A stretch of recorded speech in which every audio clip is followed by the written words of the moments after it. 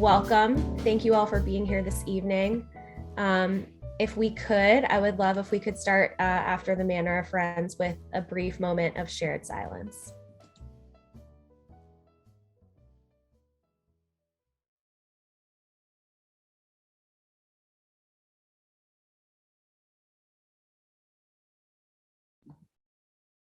Thank you. Welcome.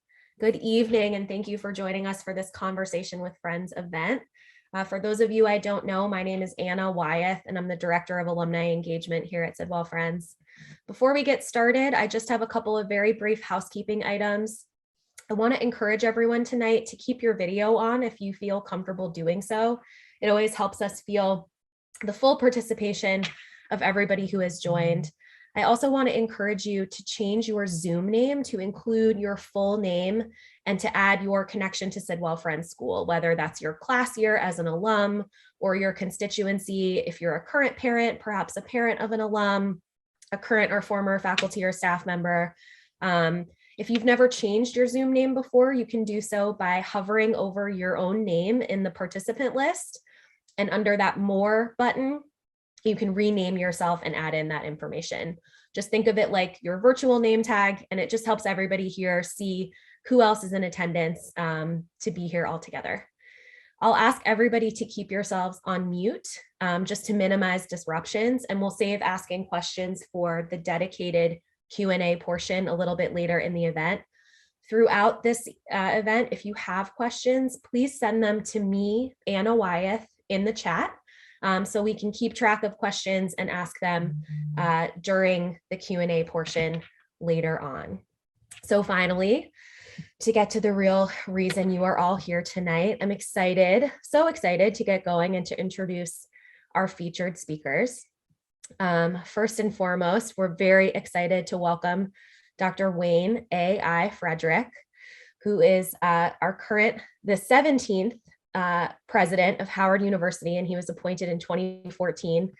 He had previously served as provost and chief academic officer, and most recently the Howard University Board of Trustees selected Dr. Frederick to serve as the Distinguished Charles Drew Professor of Surgery.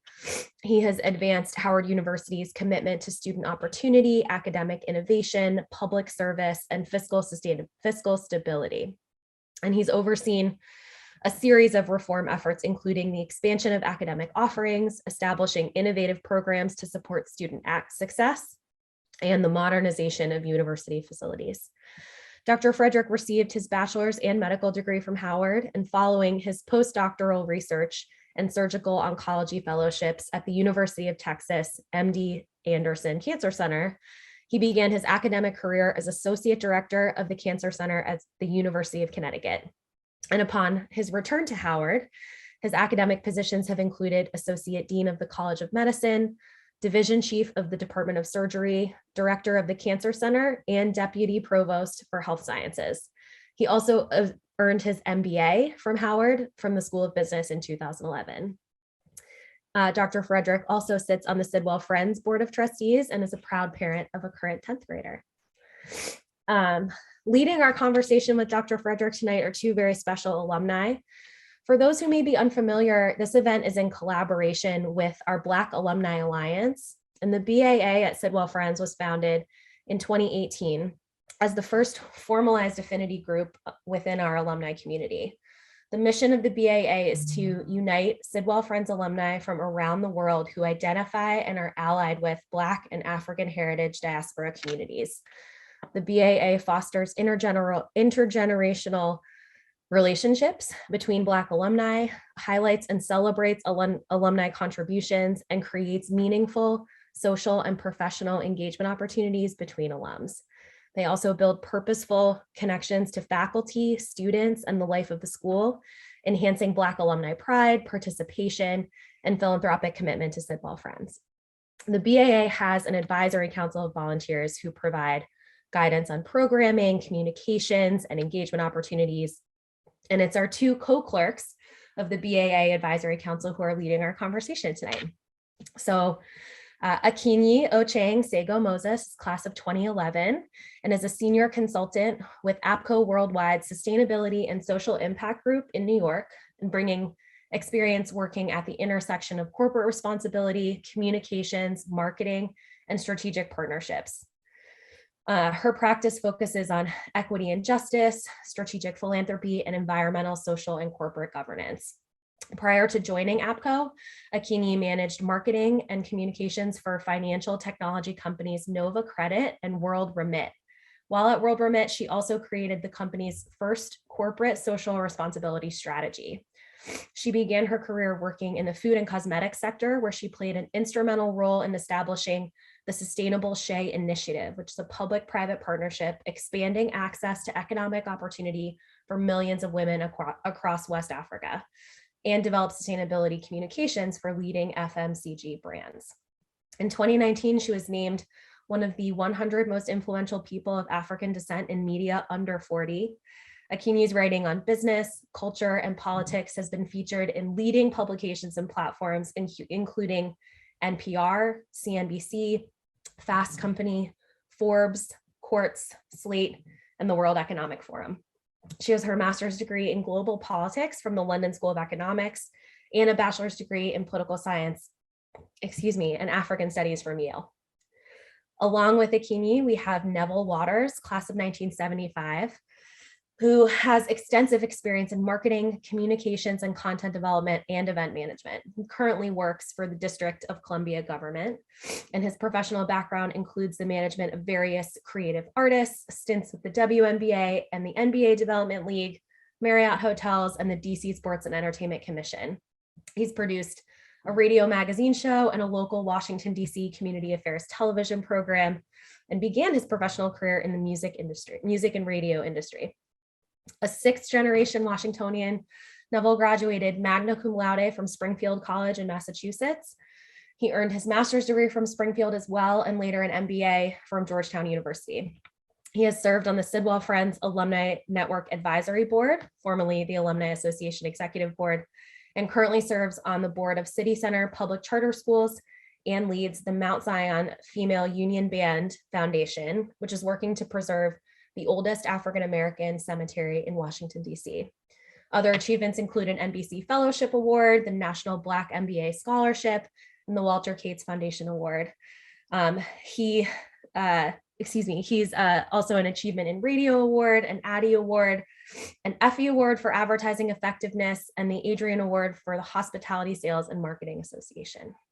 So I have talked for way too long. I'm so excited to turn it over to Akinyi and Neville to get us started with this conversation. Thanks, guys.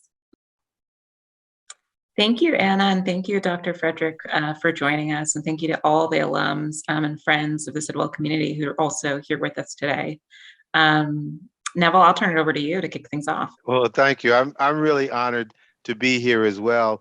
And I appreciate Anna not mentioning my awful date lab item from my bio.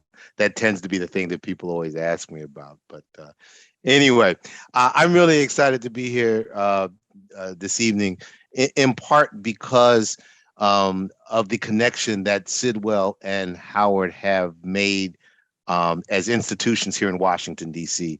As Anna said, I'm a sixth generation Washingtonian, and Sidwell and Howard represent to me the pillars of the local community. I had the benefit of going to Sidwell, and then I also enjoyed the opportunity to come back and teach for a while at Howard. So I feel the connection between the two. So I'm really excited to be here. And there's a couple of questions that I have that I'm going to hold till later. But Dr. Frederick, I want to begin really by mentioning Howard's associate professor of education, Shockley, had partnered with several Sidwell teachers to study decolonizing the classroom and examine how approaches to culturally responsive teaching can benefit students both of color and non-color. I particularly given the level of backlash that's currently going on with just teaching what I would consider to be the truth. How do you feel about that general topic, the decolonizing the classroom, I guess? Yeah. But first, thanks for having me. A couple of things, and I have to give my disclaimer because, what happens in a classroom, especially around issues of academic freedom, are not one that, as president of the university, I weigh in on or direct. But certainly, I'm proud of the fact that we do have professors at Howard who are interested in examining the impact of teaching things like critical race theory, and also recognizing that there are people who are against that. And I think that discourse is one that we need to have and have as openly as possible. The reality is that our history has been taught through a different lens, and that does not excuse it. I was on a panel earlier today with the Knight Foundation with Nicole Hannah-Jones and Ta-Nehisi Coates, and I think Nicole Hannah-Jones made a very important point, which is from a journalistic point of view, there's no objectivity. I think they sell us on objectivity. I think the same thing happens in the classroom. We all have our preferences and biases. That's a reality, whether they're unconscious or unconscious, whether it's implicit or explicit, and we bring that to the work that we participate in. The fact is, though, that should not override the facts. It should not negate some of the uncomfortable truths. And the question is, how do you educate your kids about that? And how do they do that both at home and in the professional setting?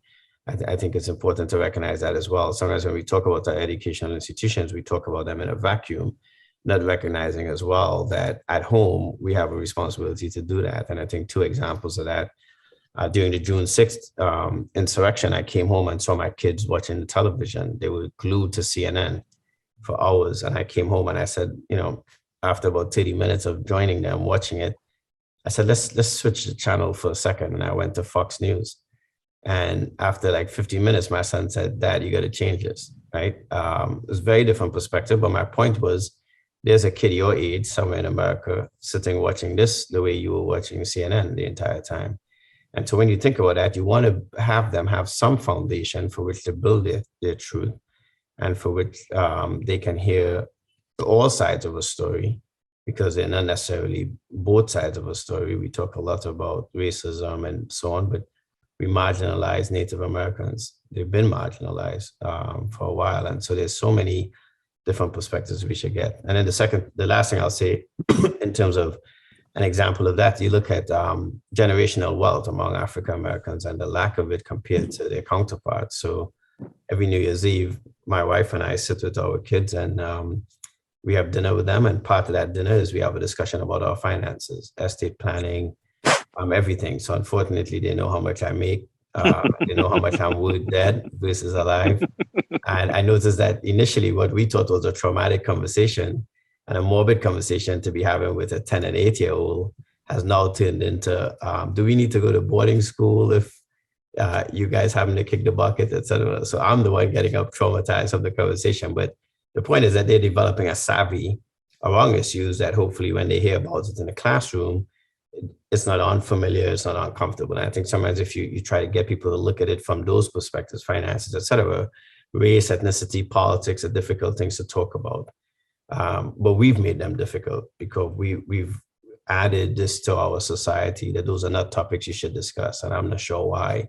And part of it is we don't do it at home. If we did it at home more regularly, doing it in a classroom would probably be less painful. That's really powerful reflection, Dr. Frederick, and actually something that my own parents do with us every year. So it's good to hear that we're not the only family that has this kind of odd tradition of sorts. I'm curious about two of the academics that you mentioned earlier. I mean, it's no secret that Howard has had some all-star faculty members join recently, from Nicole Hannah-Jones to Ta-Nehisi Coates. At a time in which we're seeing that level of backlash that you spoke about earlier around critical race theory, around systemic racism, what does it mean to have those faculty, Hannah-Jones and Coates, but also Howard's faculty more broadly, tackling these issues and addressing them in the classroom at this time?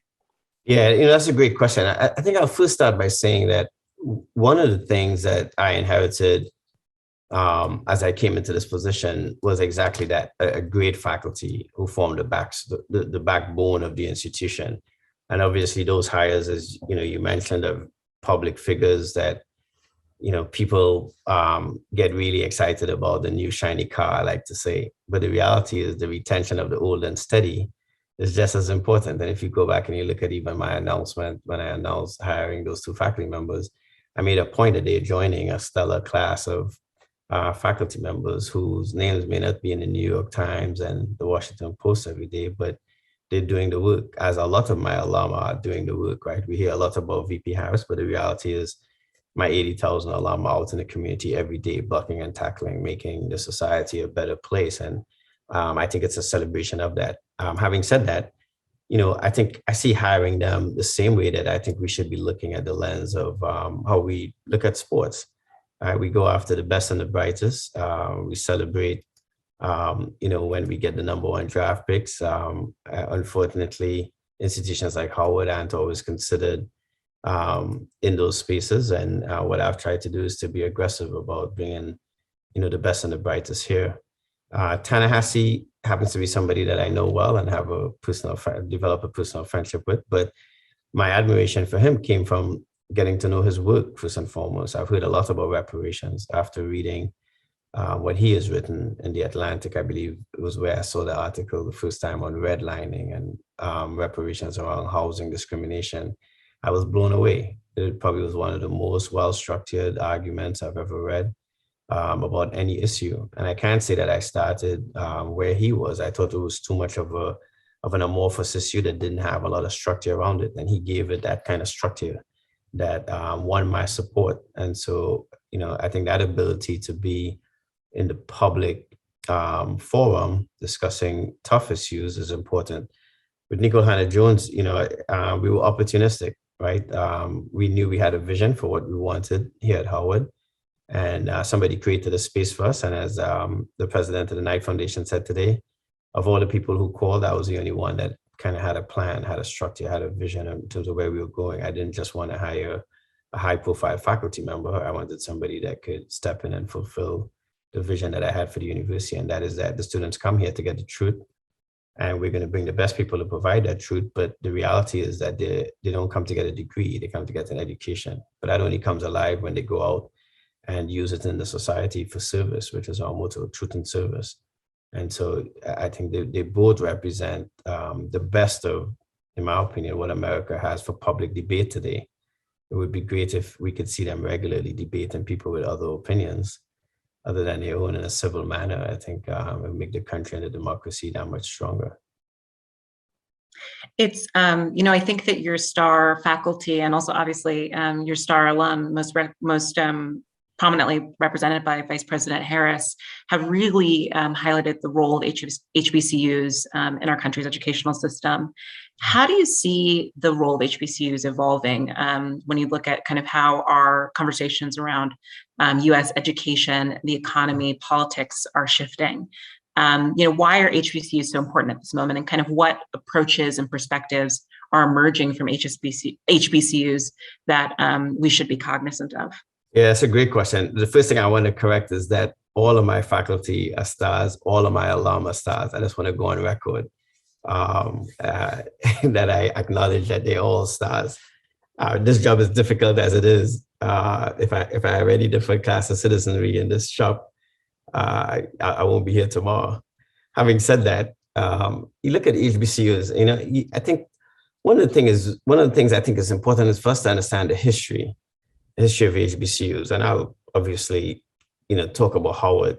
Howard was founded on March 2nd, 1867. We'll celebrate our charter day next week. We were the only federally chartered HBCU. Most people don't know that. And we were signed into existence by the 17th president of the United States, who was an open racist and a misogynist.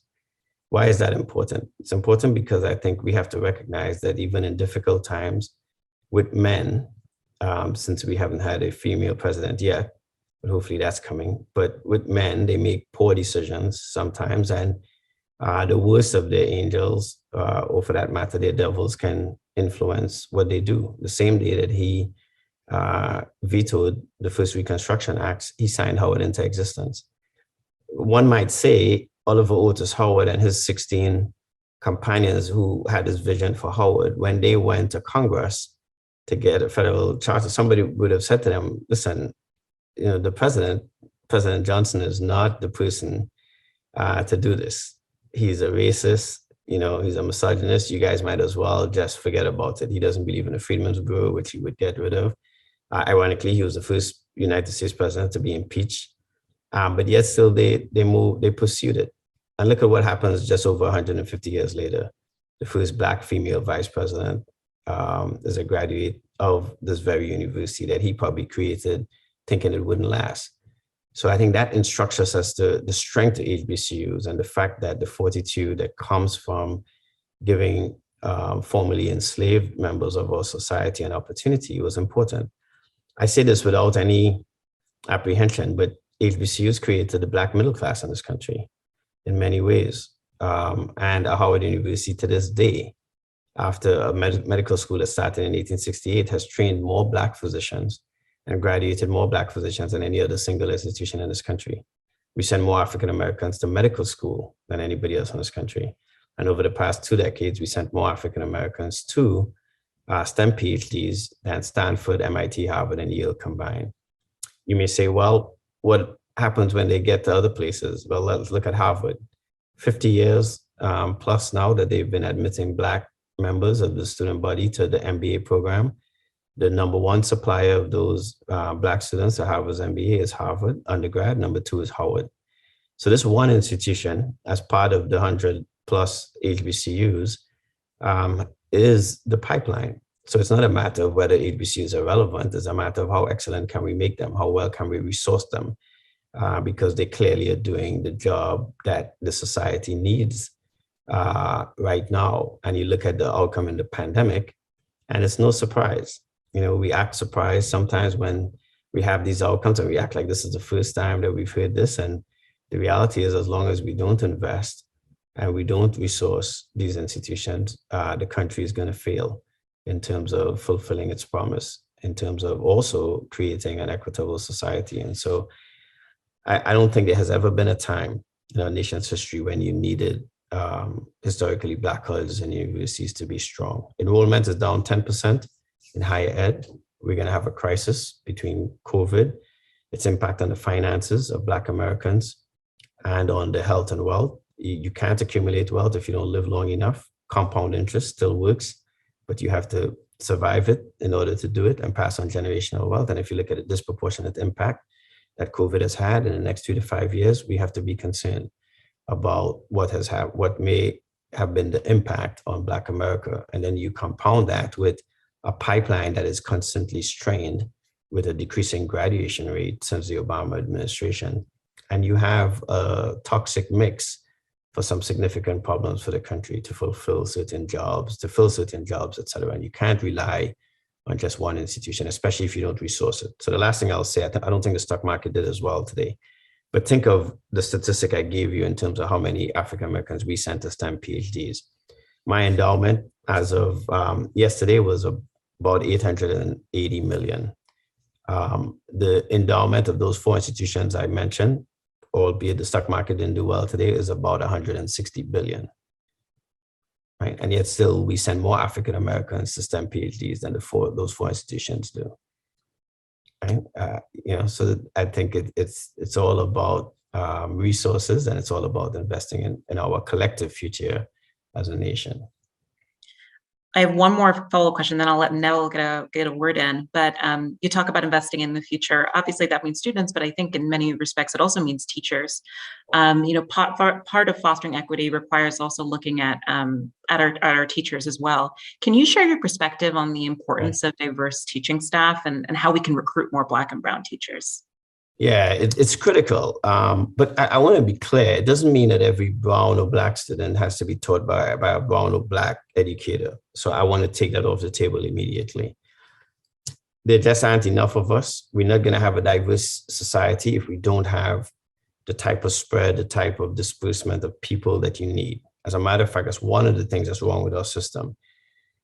If you go back to Brown versus the Board of Education that desegregated our educational system, there are now more schools in a few states in the South that have more schools that have 75% of a student population or more of one race or ethnicity than they existed before Brown versus the Board of Education. So the other thing that we have to be very clear about is that even when we put laws on the books, as a society, the way we live ultimately determines the outcomes that we get. And so even with laws on the books, we have to be vigilant amongst ourselves, right? And we always think it's somebody else's problem, right? But every time we move out of a neighborhood, or we choose to move to a different neighborhood, or we choose to do something different, we don't go to the PTA meeting, we don't participate in elections, we don't get to know who is running for the school board, we participate in a system that is created around that. So we have to have diverse teachers, but more so because they give an opportunity to their colleagues as well to become more culturally competent. They have an opportunity to be a sounding board to other educators, to answer questions, to make them more sensitive about what must take place in the classroom and what shouldn't, and also to help and partner as you build lesson plans and so on, to recognize where you're going to meet students. And so I think it's absolutely critical that we have a diverse educators in general. Now, how do we do that? Part of what we have to do is we have to honor what teachers do. And quite frankly, we don't today. Teachers are underpaid, overworked. We say it all the time, but we do very little about it. And I think that that's unfortunate. And I think we have to create better systems. And it doesn't always have to be direct compensation, but just think about different programs you can create. Mortgage loans that help teachers, for instance, get homes.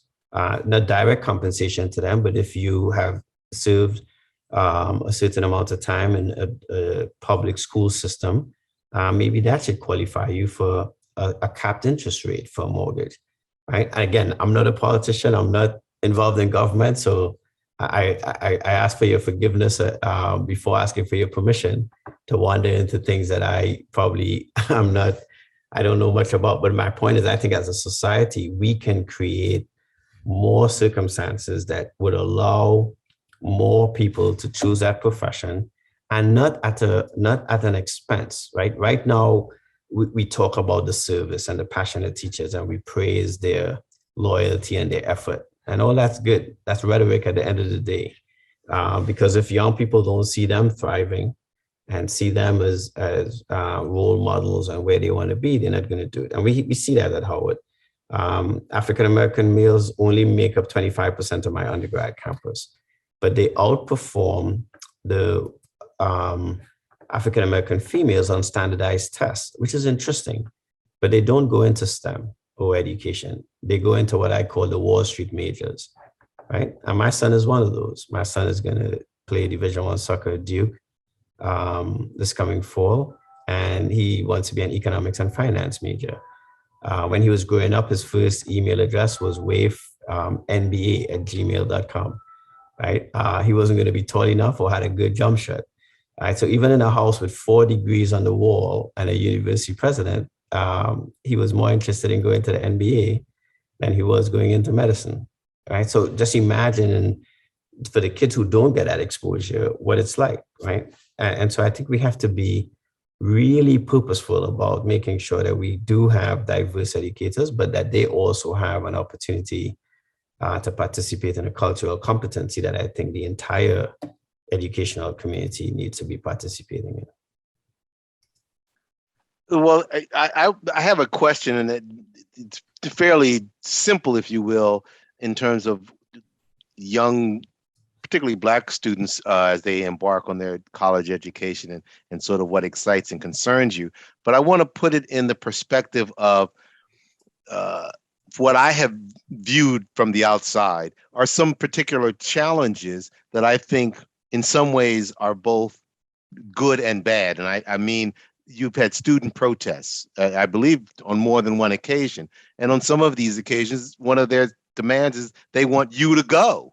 And yet, in each of these cases, it seemed to be resolved in a manner, at least again, from my perspective, that showed strong leadership, insight.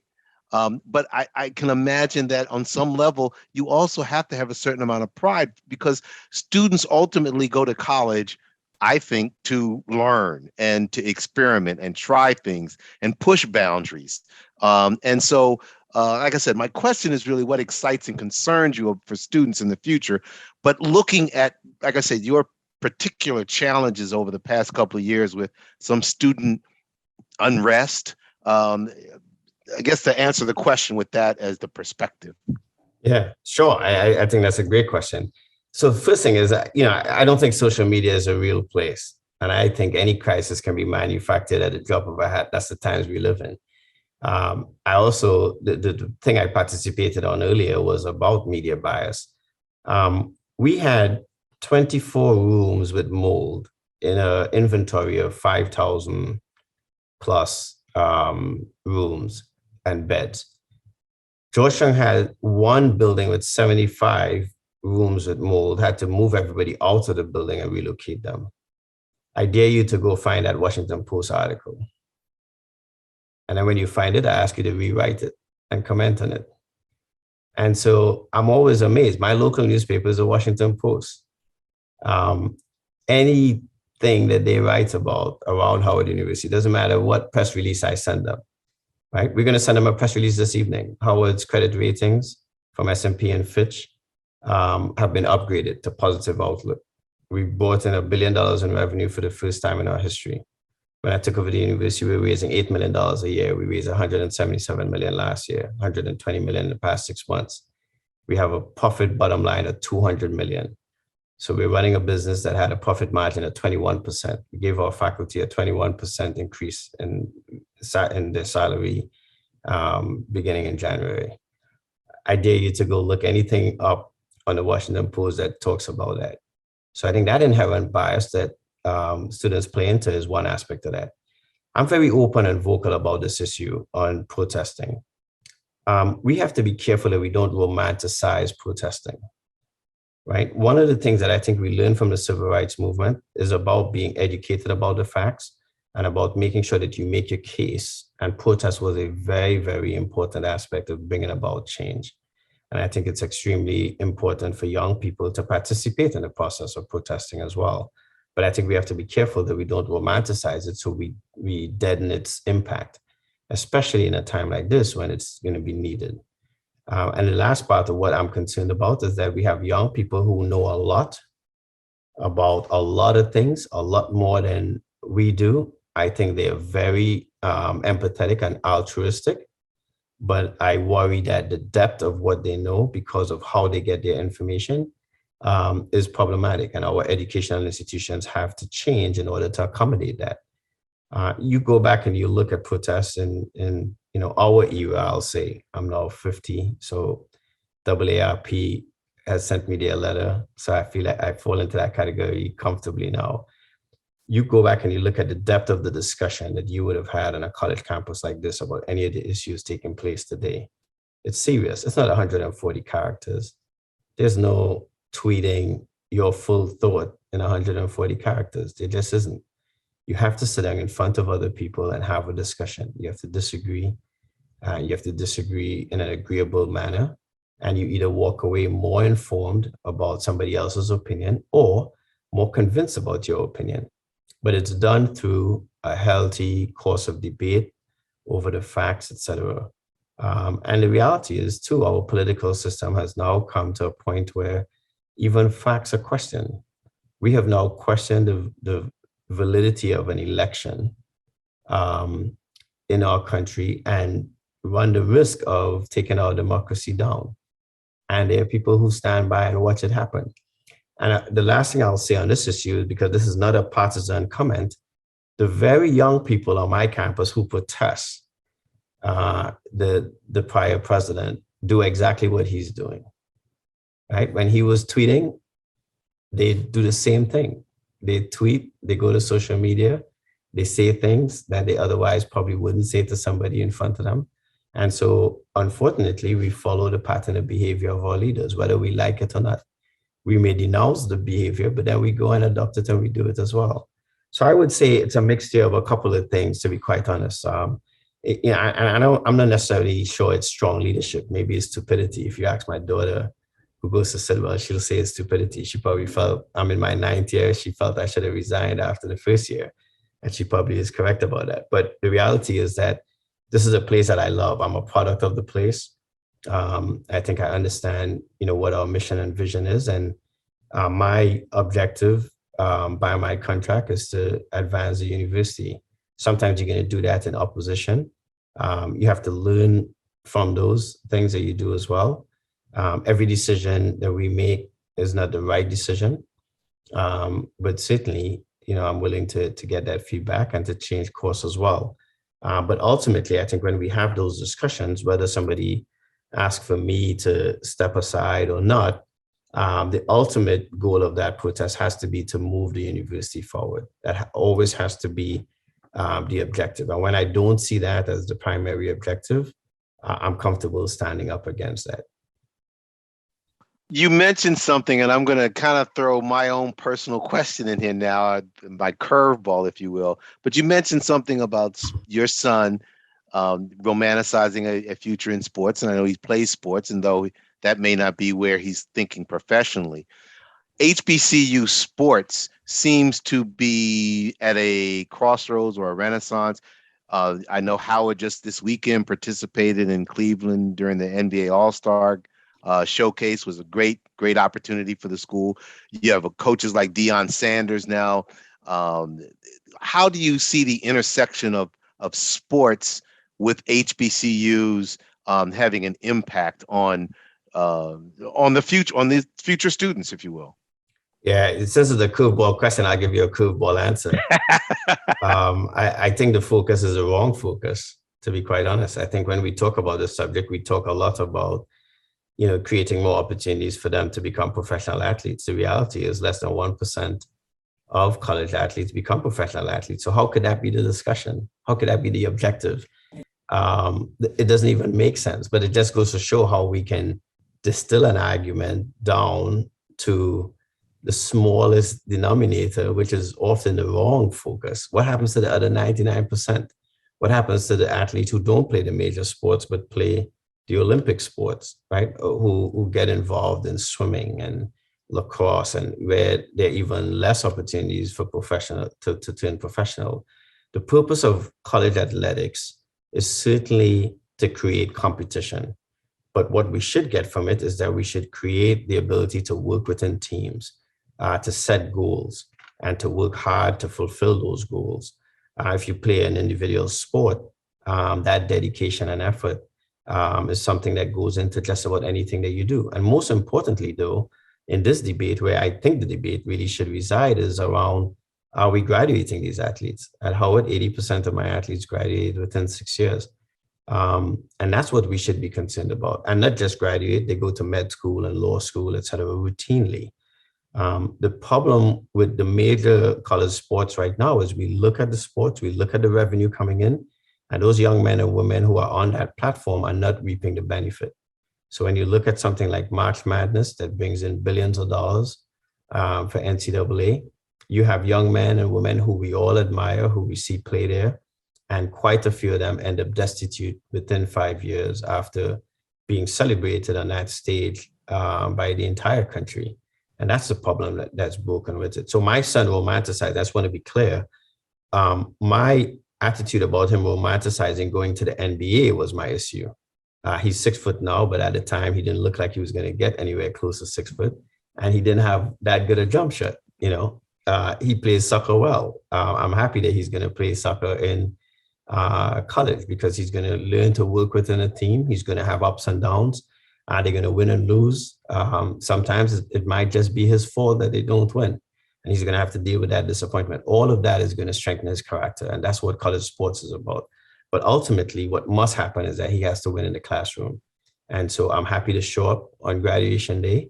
Regardless of the wins and losses, there'll be just one victory on that graduation day. And if he doesn't graduate for whatever the reason, as both my wife and I tell our kids all the time, there's one goal that we have for them every single day.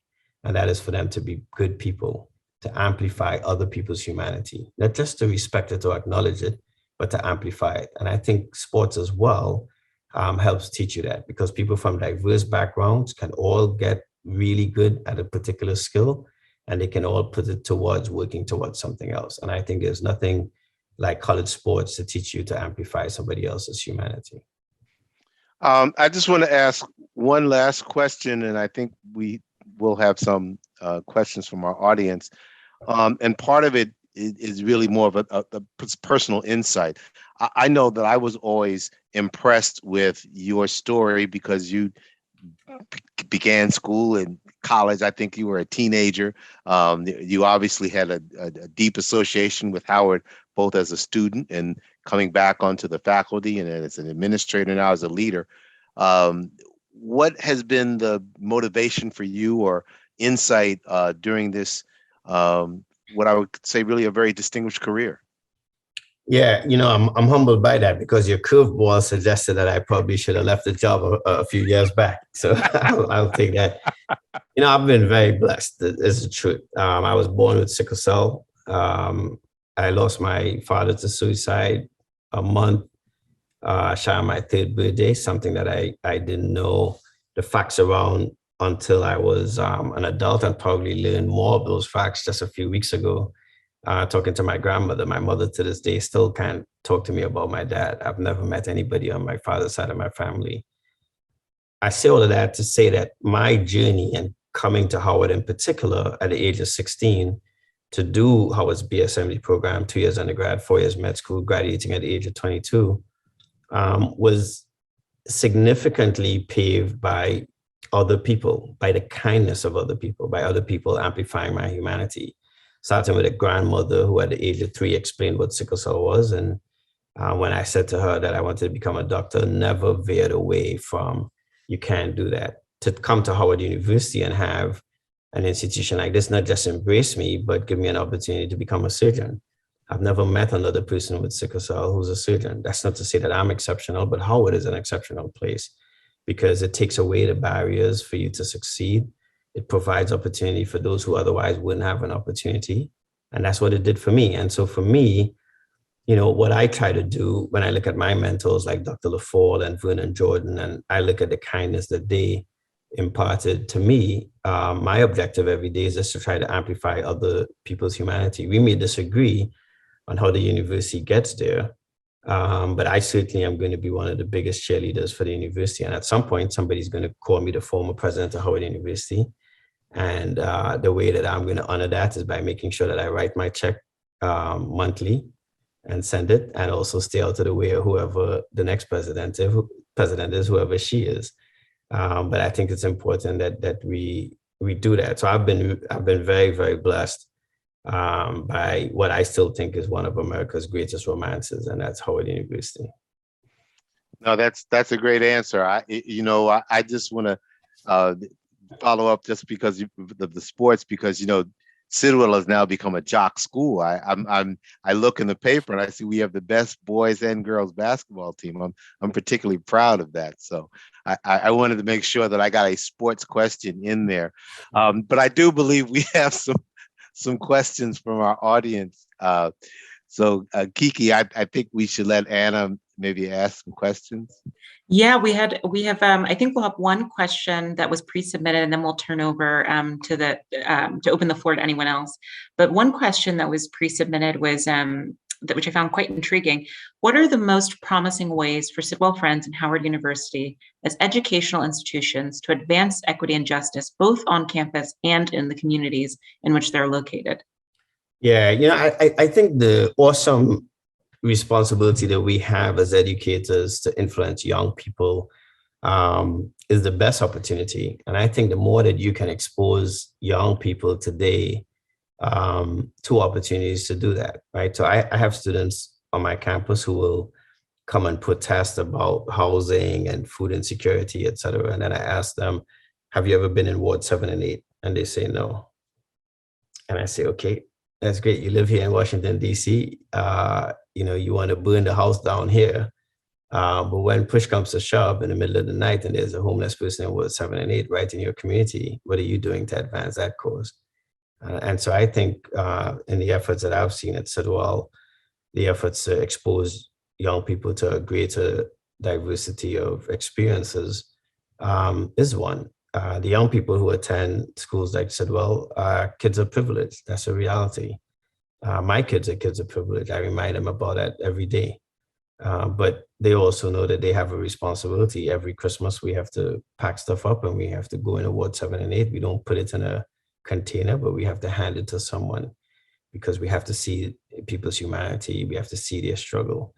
And we have to ultimately then turn that into their passion. I don't think young people need a lot of it either. Let me be clear. When I say a lot of it, meaning, I think sometimes we feel like we have to force them or create all of these complicated curricular designs to do it.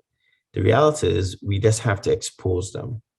One, we have to expose them to us. I know it's hard to believe sometimes, but these young people want to talk to us. They want to talk to your elders. So us dropping by and engaging with them, sometimes I think our default is, we don't know anything about technology or this, or, these kids aren't going to want to talk to me. They do. They learn a lot from the internet, and so on. But like I said, it's a broad-based knowledge that's fairly thin, and we can take them into the depth by giving them context, giving them history, giving them anchoring experiences that we've had, that makes them understand why they have to keep fighting the fight over certain issues. My daughter, who, as I said, is at Sidwell as a sophomore when she was about 9 or 10, came to me one day and called me. Actually, I was on a trip on FaceTime, and just to let you know how technology works, and showed me how to sign. She was watching a movie. There was someone in the movie who, had to communicate with sign language. And so she went and taught herself the entire alphabet and a few phrases. And I thought to myself, wow, that's incredible, right? If I was that empathetic, when I was that age, I don't think I was. Just think of how I was going to learn that, right? I would have to harass my mom to take me to the library. That's weeks. And that's something that she did overnight. I then said to her almost flippantly, well, we don't interact with anyone who uses sign language. So, it's good that you did that, but, I'm just not sure how you're going to use it. And sure enough, next semester, she goes to class and she meets a friend. She goes home to that friend's home, and both parents use sign language. And when she came back and told me the story, I was floored. And her parents, the girl's parents loved her. And I thought to myself, look at the empathy in this young person, right? And what I have to do is to get out of their way, get out of her way, or remove any barriers that anybody puts in her way to get there. And I hope that we would all have the faith in our young people that they are altruistic. And I know some of us love data, and the data suggests that they're the most altruistic generation and most empathetic. You look at any criteria you want, truancy from school, teen pregnancy, smoking rates, any criteria you want to use, they do it better than we do. But what they do need us to be willing to share the diversity of experiences we've had. And I think that gives them, a lot of opportunity to fulfill just about anything that we want them to. What a powerful note to end this segment on. I'll turn it over to Anna to lead us through the rest of our evening. Thank you so much. We've had a number of questions come in that you all have sort of already addressed. And I want to just offer a couple of other ones. One question that came in earlier tonight through the chat was, how does a Black student's experience at an HBCU differ from a student's experience at another university? I know that's a broad question, but as a president of an HBCU, I'd love for you to talk about that a little bit. Yeah, so sure. So I never attended a PWI, but when I did my fellowship training, I trained at MD Anderson Cancer Center. I was the only Black surgeon in a department of probably 40-something, 50 people, including trainees. And so, I could speak from comparing the two experiences. I think what you get at Howard University is that I tell students and parents, when you come here and you get a D, you earned it. It wasn't given to you because somebody didn't like how you look or how you spoke or, anything like that. It was because the effort that you put in just was not thought to be good enough. And I think that's what is probably the most important thing. People meet you where you are. They don't just respect and see your humanity, they amplify it. So they expect you to be excellent. And because you're also in that journey with other Black students is very reaffirming. It's reaffirming to sit in a classroom and see students from Chicago and New York and LA who've all had different experiences, but they do have a grounding experience in what their Blackness means to their humanity. And I think that's very different from being, the one person in a room. When I got to MD Anderson, I had several Jewish surgeons. I hadn't interacted or met somebody Jewish when I was at Howard or growing up in Trinidad and Tobago. And I remember one day in the operating room asking one of the Jewish surgeons to tell me about kosher. And he kind of looked at me a little cross-eyed because here I am, a board-certified surgeon doing a fellowship in my late 20s. Why would I not know what kosher is? But be honest, how many times we assume that we know what something means because we've heard it. And the most dangerous people are the people who are educated because we don't want other people to realize how stupid we are. So we don't want to ask stupid questions. But the reality is I had never heard somebody explain to me what kosher was.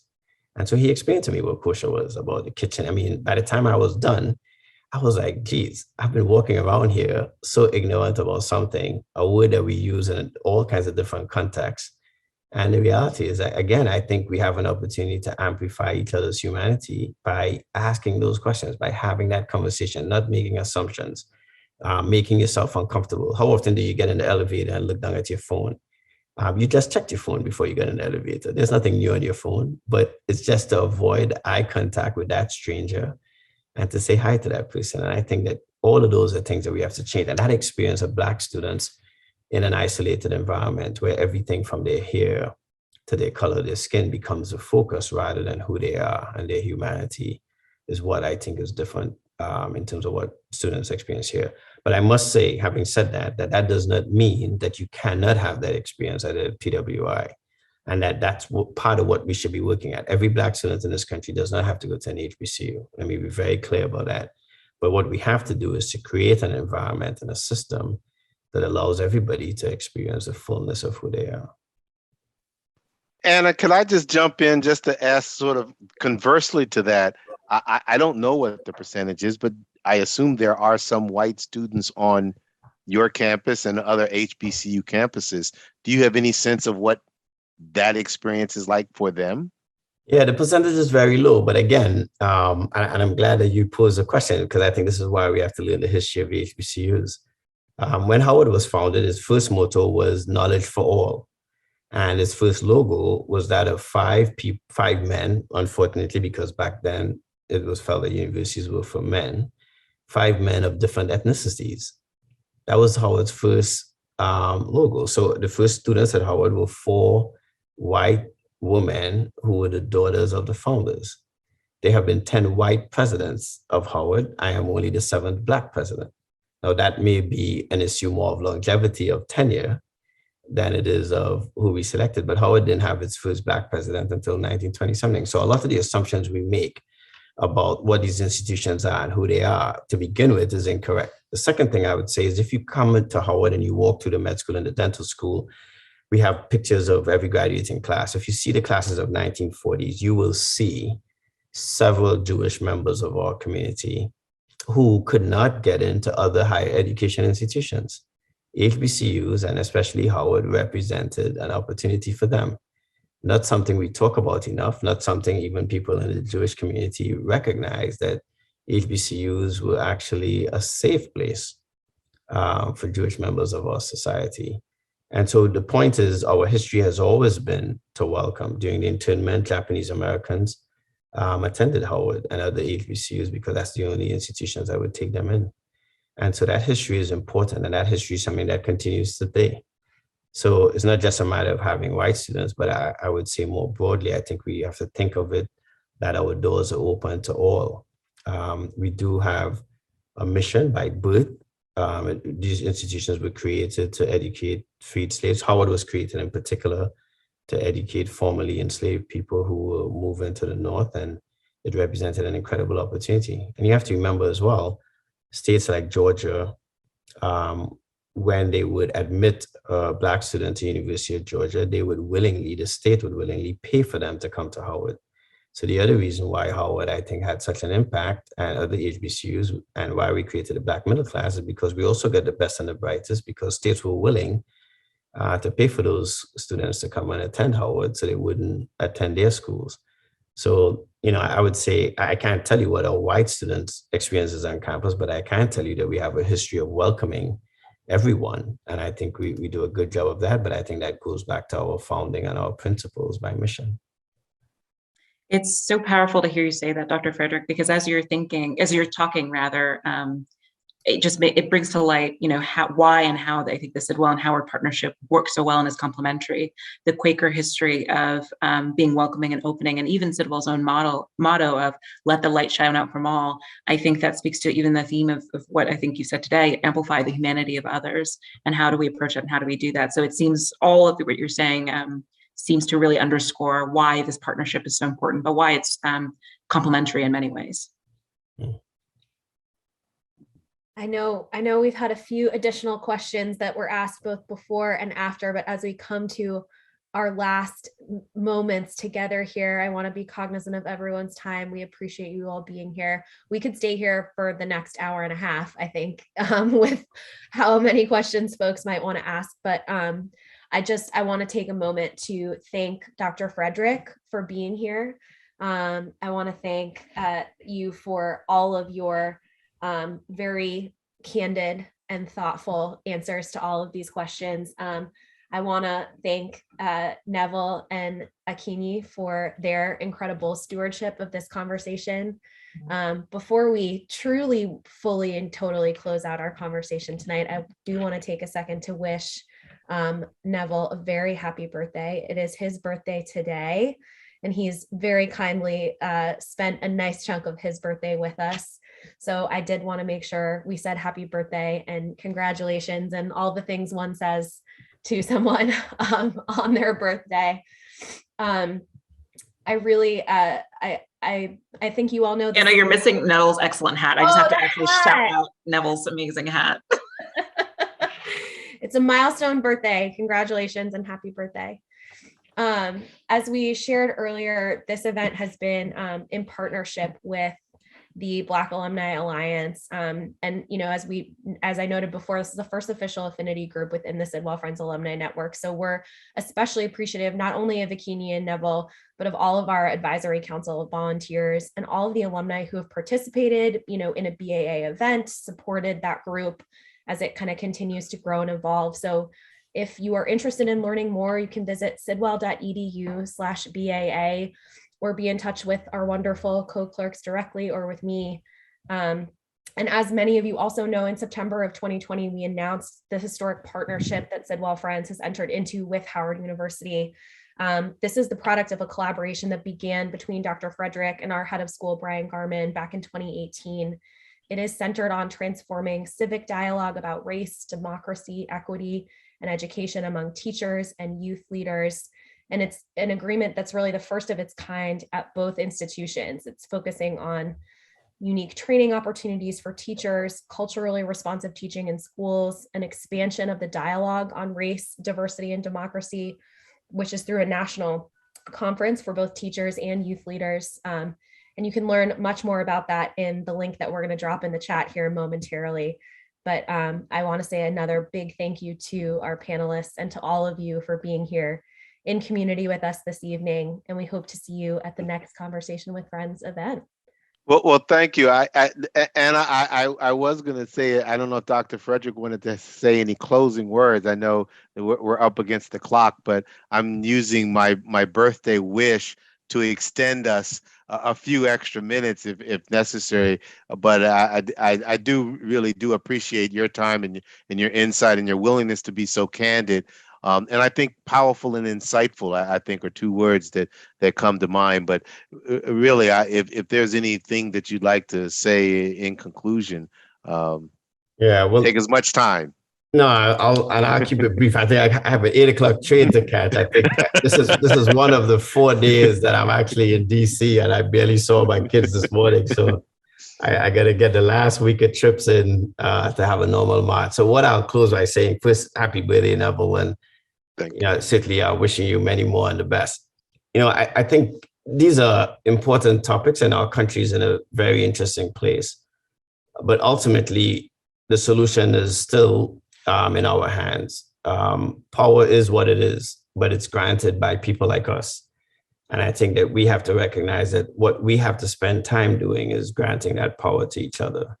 So my one request is that each of us spend our time on a daily basis thinking of how we could amplify somebody else's humanity. And these are not complicated solutions. Tomorrow, if you get in an elevator, all I ask you to do is to look the person in the eye across the elevator from you and say hi. Introduce yourself. Ask them what their name is. And I can guarantee you, you go to the grocery store, you do the same thing. By the end of the day, you'll feel a few inches taller, and I could probably do it a little more height. But I think you will recognize just how much that imparts in everybody's experience every day. So we think of the complicated things in our societal structure that need to change, but the ultimate power is the power that we grant. And we can grant people power by simply just being kind to them every single day. And that means acknowledging them. That means amplifying their humanity, not just getting on the elevator and not saying something nasty to them. And that's unfortunately the de facto that we've had. So I think if all of us do that tomorrow, the place will be that much better by the end of the day. So I look forward to a great Wednesday if we all commit to doing that tomorrow.